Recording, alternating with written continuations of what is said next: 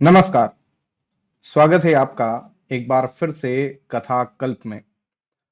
बात करेंगे आज माणिक मुल्ला की दूसरी कहानी पर।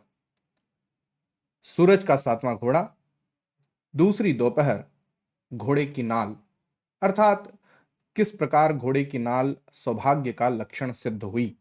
कहानीकार धर्मवीर भारती और स्वर प्रवीण दीक्षित का। दूसरे दिन खा पीकर हम लोग फिर उस बैठक में एकत्र हुए और हम लोगों के साथ श्याम भी आया। जब हम लोगों ने माणिक मुल्ला को बताया कि श्याम जमुना की कहानी को सुनकर रोने लगा था, तो श्याम झेप कर बोला, मैं कहां रो रहा था। माणिक मुल्ला हंसे और बोले कि हमारी जिंदगी में जरा सी परत उखाड़ कर देखो तो हर तरफ इतनी गंदगी और कीचड़ छिपा हुआ है कि सचमुच उस पर रोना आता है। लेकिन प्यारे बंधुओं, मैं तो इतना रो चुका हूं कि अब आंख में आंसू आता ही नहीं, अतः लाचार होकर हंसना पड़ता है। एक बात और है, जो लोग भावुक होते हैं और सिर्फ रोते हैं, वे रो धोकर रह जाते हैं। पर जो लोग हंसना सीख लेते हैं, वे कभी कभी हंसते हंसते उस जिंदगी का को बदल भी डालते हैं। फिर खरबूजा काटते हुए बोले, हटाओ जी इन सब बातों को। लो, आज जौनपुरी खरबूजे हैं, इनकी महक तो देखो, गुलाब मात है। क्या है शाम, क्यों मुंह लटकाए बैठे हो? अजी, मुंह लटकाने से क्या होता है? मैं अभी तुम्हें बताऊंगा कि जमुना का विवाह कैसे हुआ। हम लोग तो यही सुनना ही चाहते ही थे, अतः एक स्वर में बोल उठे, हाँ हाँ हाँ हाँ, आज जमुना के विवाह की कहानी रहे। पर माणिक मुल्ला बोले, नहीं, पहले खरबूजे के छिलके बाहर फेंकाओ। जब हम लोगों ने कमरा साफ किया तो माणिक मुल्ला ने सबको आराम से बैठ जाने का आदेश दिया। ताक पर से घोड़े की पुरानी नाल उठा लाए और उसे हाथ में लेकर ऊपर उठाकर बोले, यह क्या है? घोड़े की नाल, हम लोगों ने एक स्वर में उत्तर दिया। ठीक। माणिक मुल्ला ने जादूगर की तरह नाल को आश्चर्यजनक तेजी से उंगली पर नचाते हुए कहा, यह नाल जमुना के वैवाहिक जीवन का एक महत्वपूर्ण स्मृति चिन्ह है। तुम लोग पूछोगे कैसे? वह मैं तुम्हें विस्तार से बताता हूं। और माणिक मुल्ला ने विस्तार से जो बताया, वह संक्षेप में इस प्रकार है। जब बहुत दिनों तक जमुना की शादी नहीं तय हो पाई और निराश होकर उसकी मां पूजा पाठ करने लगी और पिता बैंक में ओवर टाइम करने लगे, तो एक दिन अकस्मात उनके घर दूर की एक रिश्तेदार रामो बीवी आई और उन्होंने बीज छीलते हुए कहा, अरे राम राम, बिटिया की बाढ़ तो देखो, जैसन नाम तैसन करनी, भादों की जमुना अस फाटी पड़त है। और फिर झुककर मां के कान में धीमे से बोली, एकर बिया हुआ कहूं नहीं तय कियो। जब मां ने बताया कि बिरादरी वाले दहेज बहुत मांग रहे हैं, कहीं जात पर जात में दे देने से तो अच्छा है कि मां बेटी गले में रस्सी बांधकर कुएं में गिर पड़े। तो रामो बीवी फौरन तमक कर बोली, अय है, कैसी कुभाखा जिब्भा से निकालत हो जमुना की अम्मा, कहत कुछ हो नहीं लागत, और कुएं में गिरे तुम्हारे दुश्मन, कुएं में गिरे अड़ोस पड़ोस वाले, कुएं में गिरे तन्ना और महेसर दलाल, दूसरे का सुख देख के जिनके हिया फाटा था। बहरहाल हुआ यह कि रामो बीवी ने तुरंत अपनी कुर्ती में से अपने भतीजे की कुंडली निकाल कर दी और कहा, बखत पड़े पर आदमी ही आदमी के काम आवत है, जो हारे गाड़े कबो न काम न आवे, वो आदमी के रूप में जनावर है। अब ई हमार भतीजा है, घर का अकेला, न सास न ससुर न ननन न जेठानी, कौनों की चाइन नहीं है घर में। नानाओं के नाम जागीर लिख गए हैं, घर में घोड़ा है, तांगा है, पुराना नामी खानदान है, लड़की रानी महारानी असबिलसी हैं। जब शाम को जमुना की मां ने यह खबर बाप को दी, तो उसने सामने से थाली खिसका दी और कहा, उसकी दो बीवियां मर चुकी हैं, तेहाजू है लड़का, मुझसे 4-5 बरस छोटा होगा। थाली काहे खिसका दी? न खाओ हमारी बला से, क्यों नहीं ढूंढ के लाते? जब लड़की की उम्र मेरे बराबर हो रही है, तो लड़का कहां से 11 साल का मिल जाएगा? इस बात को लेकर पति पत्नी में बहुत कुछ कहा सुनी हुई। अंत में जब पत्नी पान बनाकर ले गई और पति को समझा कर कहा, लड़का तिहाजू है तो क्या हुआ, मर्द और दीवार जितना पानी खाते हैं उतना पुख्ता होते हैं। जब जमुना के द्वारे बारात चढ़ी तो माणिक मुल्ला ने देखा और उन्होंने उस पुख्ता दीवार का जो वर्णन दिया, उससे हम लोग लोटपोट हो गए। जमुना ने उसे देखा तो बहुत रोई, जेवर चढ़ा तो बहुत खुश हुई, चलने लगी तो यह आलम था कि आंखों में आंसू नहीं थमते थे और हृदय में उमंगें नहीं थमती थी। जब जमुना लौटकर मैके आई तो सभी सखियों के यहाँ गई। अंग अंग पर जेवर लदा था, रोम रोम पुलकित था और पति की तारीफ करते जबान नहीं थकती थी। अरे कम्मो, वो तो इतने सीधे हैं कि जरा सी तीन पांच नहीं जानते हैं, जैसे छोटे से बच्चे हैं। पहली दोनों के मायके वाली पहले दोनों के मायके वाले सारी जायदाद लूट ले गए, नहीं तो धन फटा पड़ता था। मैंने कहा, अब तुम्हारे साली साली आवेंगे तो बाहर से ही विदा करूंगी, तुम देखते रहना। तो बोले, तुम घर की मालकिन हो, सुबह शाम दाल रोटी दे दो बस, मुझे क्या करना है। 24 घंटे मुंह देखते रहते हैं, जरा सी भी कहीं गई बस सुनती हो अजी, सुनती हो अजी, कहाँ गई, मेरी तो नाक में दम है कम्मो। मोहल्ले पड़ोस वाले देख देख कर जलते हैं। मैंने कहा, जितना जलोगे उतना जलाऊंगी। मैं भी तब दरवाजा खोलती हूँ जब धूप सिर पर चढ़ाती है, और ख्याल इतना रखते हैं कि आई तो मुझे 250 रुपए जबरदस्ती ट्रंक में रख दिए। कहा, हमारी कसम है जो इसे न ले जाओ। लेकिन जमुना को जल्दी ही ससुराल जाना पड़ा, क्योंकि एक दिन उसके बाप बहुत परेशान हालत में रात को 8 बजे बैंक से लौटे और बताया कि हिसाब में 127 रुपए 13 आने की कमी पड़ गई है। अगर कल सुबह जाते ही उन्होंने जमा न कर दिया तो हिरासत में ले लिए जाएंगे। यह सुनते ही घर में सियापा छा गया और जमुना ने झट ट्रंक से नोट की गड्डी निकालकर छप्पर में खोस दी। और जब माँ ने कहा, बेटी उधार दे दो, तो ताली माँ के हाथ में देकर बोली, देख लो ना, संदूक में दो चार दुअन्नियां पड़ी होंगी। लेकिन जमुना ने सोचा, आज बला टल गई तो टल गई, आखिर बकरे की माँ कब तक खैर मनाएगी, इतना तो पहले लुट गया है। अब अगर जमुना भी माँ बाप पर लुटा दे तो अपने बाल बच्चों के लिए क्या बचाएगी। अरे माँ बाप कई दिन के हैं, उसे सहारा तो उसके बच्चों ही देंगे ना। यहाँ पर माणिक मुल्ला कहानी कहते कहते रुक गए और हम लोगों की ओर देखकर बोले, प्यारे मित्रों, हमेशा याद रखो कि नारी पहले माँ होती है, तब और कुछ। इसका जन्म ही इसलिए होता है कि वह माँ बने, सृष्टि का क्रम आगे बढ़ावे, यही उसकी महानता है। तुमने देखा कि जमुना के मन में पहले अपने बच्चों का ख्याल आया। अस्तु, जमुना अपने भावी बाल बच्चों का ख्याल करके अपने ससुराल चली गई और सुख से रहने लगी। सच पूछो तो यही जमुना की कहानी का खात्मा होता है।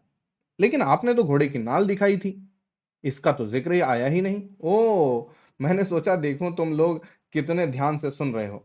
और तब उन्होंने उस नाल की घटना भी बताई। असल में जमुना के पति तिहाजू यानी पुख्ता दीवार, पर उनमें और जमुना में उतना ही अंतर था जितना पलस्तर, उखड़ी हुई दीवार, पुरानी दीवार और लिपे पुते तुलसी के चौतरे में। इधर उधर के लोग इधर उधर की बातें करते थे, पर जमुना तन मन से पति परायणा थी। पति भी जहां उसके गहने कपड़े का ध्यान रखते थे, वहीं उसे भजनामृत, गंगा महात्म्य, गुटका रामायण आदि ग्रंथ रत्न लाकर दिया करते थे। और वह भी उसमें उत्तम के अस बस मन माही आदि पढ़कर लाभान्वित हुआ करती थी। होते होते यह हुआ कि धर्म का बीज उसके मन में जड़ पकड़ गया और भजन कीर्तन तथा कथा संगत सत्संग में उसका चित्त रम गया। और ऐसा रमा कि सुबह शाम दोपहर रात वह दीवानी घूमती रहे। रोज उसके यहाँ साधु संतों का भोजन होता रहे और साधु संत भी ऐसे तपस्वी और रूपवान कि मस्तक से प्रकाश फूटता था। वैसे उसकी भक्ति बहुत निष्काम थी, किंतु जब साधु संत उसे आशीर्वाद दें कि संतानवती भव, तो वह उदास हो जाया करे। उसके पिता उसे बहुत समझाया करते थे, अजी यह तो भगवान की माया है, इसमें उदास क्यों होती हो। लेकिन संतान की चिंता उन्हें भी थी, क्योंकि इतनी बड़ी जागीर के जमींदार का वारिस कोई नहीं था। अंत में एक दिन वे और जमुना दोनों एक ज्योतिषी के यहाँ गए, जिसने यमुना को बताया कि उसे कार्तिक भर सुबह गंगा नहाकर चंडी देवी को पीले फूल और ब्राह्मणों को चना जौ और सोने का दान करना चाहिए। जमुना इस अनुष्ठान के लिए तत्काल राजी हो गई, लेकिन इतनी सुबह किसके साथ जाए। जमुना के पति जमींदार साहब से कहा कि वे साथ चला करें, पर वे ठहरे बूढ़े आदमी। सुबह जरा सी ठंडी हवा लगते ही उन्हें खांसी का दौरा आ जाता। अंत में यह तय हुआ कि रामधन तांगे वाला शाम को जल्दी छुट्टी लिया करेगा और सुबह 4 बजे आकर तांगा जोत दिया करेगा। जमुना नित्य नियम से नहाने जाने लगी। कार्तिक में काफी सर्दी पड़ने लगती है और घाट से मंदिर तक उसे केवल एक पतली रेशमी धोती पहनकर फूल चढ़ाने जाना पड़ता था। वह थर थर थर थर कांपती थी। एक दिन मारे सर्दी के उसके हाथ पैर सुन्न पड़ गए और वह वहीं ठंडी बालू पर बैठ गई और यह कहा कि रामधन अगर उसे समूची उठाकर तांगे पर न बैठा देता तो वह नहीं बैठी वहीं बैठी बैठी ठंड से गल जाती। अंत में रामधन से देखा न गया। उसने एक दिन कहा, बहू जी, आप काहे जान दे को उतारू हैं। ऐसन तपस्या तो गौरा मैया ने करीन हुई है। बड़े बड़े ज्योतिषी का कहा कर लियो, अब एक गरीब मनई का भी कहा के ले। जमुना के पूछने पर उसने बताया कि जिस घोड़े के माथे पर सफेद तिलक हो उसके अगले बाएं पैर की घिसी हुई नाल चंद्र ग्रहण के साथ समय अपने हाथ से निकालकर उसकी अंगूठी बनवाकर पहन ले तो सभी इस कामनाएं पूर्ण हो जाती हैं। लेकिन जमुना को यह स्वीकार नहीं हुआ क्योंकि पता नहीं चंद्र ग्रहण कब पड़े। रामधन ने बताया कि चंद्र ग्रहण 2-3 दिन बाद ही है। लेकिन कठिनाई यह है कि नाल अभी अभी नया लगवाया है, वह 3 दिन के अंदर कैसे घिसेगा और यह नया कुछ प्रभाव नहीं रखता। तो फिर क्या हो रामधन, तुम ही कोई जुगत बताओ। मालकिन एक ही जुगत है। क्या? तांगा रोज कम से कम 12 मील चले, लेकिन मालिक कहीं जाते नहीं, अकेले मुझे तांगा ले जाने नहीं देंगे। आप चलें तो ठीक रहे, लेकिन हम 12 मील कहां जाएंगे। क्यों नहीं सरकार, आप सुबह जरा और जल्दी 2-2:30 बजे निकल चलें। गंगा पार पक्की सड़क है, 12 मील घुमाकर ठीक टाइम पर हाजिर कर दिया करूंगा। 3 दिन की तो बात ही है। जमुना राजी हो गई और 3 दिन तक रोज तांगा गंगा पार चला जाया करता था। रामधन का अंदाज ठीक निकला और तीसरे दिन चंद्र ग्रहण के समय नाल उतरवाकर अंगूठी बनवाई गई और अंगूठी का प्रताप देखिए कि जमींदार साहब के यहाँ नौबत बजने लगी और नर्स ने पूरे 100 रुपए की बख्शीश ली। जमींदार बेचारे वृद्ध हो चुके थे और उन्हें बहुत कष्ट था, वारिस भी हो चुका था, अतः भगवान ने उन्हें अपने दरबार में बुला लिया। जमुना पति के बिछों में धाड़े मार मारकर रोई, चूड़ी कंगन फोड़ डाले, खाना पीना छोड़ दिया। अंत में पड़ोसियों ने समझाया कि छोटा बच्चा है, उसका मुंह देखना चाहिए, जो होना था सो हो गया। काल बली है, उस पर किसका बस चलता है।